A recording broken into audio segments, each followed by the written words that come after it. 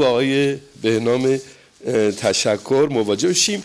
و اما شب به یادماندنی قدیمی ها در جشن تولد 10 سالگیشون، بعد سایت قدیمی ها شب به یادماندنی رو جشن گرفتن. این سایت قدیمی ها 10 سال فعاله و مرتبا خبرهای عزیزان مربوط به نسل قبل و نسل کنونی رو منتشر میکنه. قدیمی ها از 9 آذر 1393 شبی بسیار خاطر انگیزی رو و فراموش نشدنی رو برای اعضا و همکاران سایت قدیمی ها بود، چرا که به مناسبت 10مین سالگرد انتشار این سایت و به میزبانی هنرمند ارجمند و خواننده های دور خانم پونه، من نمیدونم کدوم خانم پونه است، جشنی به یادماندنی با حضور برخی از هنرمندان برجسته قدیمی برگزار شد.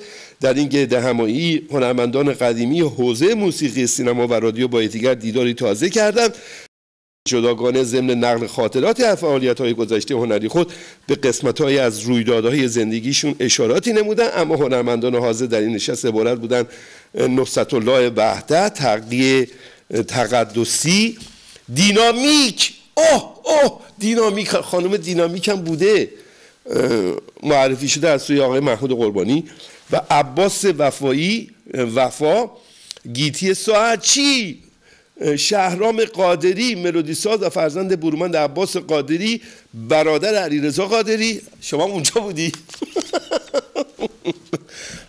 و اعضا همکاران اصلی سایت قدیمی ها، یعنی آقای مجتبی نظری مدیر مسئول و فرامرز امینی علی رجبی هم دبیر سایت بودن و آقای فرهاد لارنگی دیگه، آرش فکور، فرامرز امینی، علی عظیمی نژادان، فروغ بهمنپور، شقایق میرزایی، رابعه نزار و رویا خانم فیروزم بوده.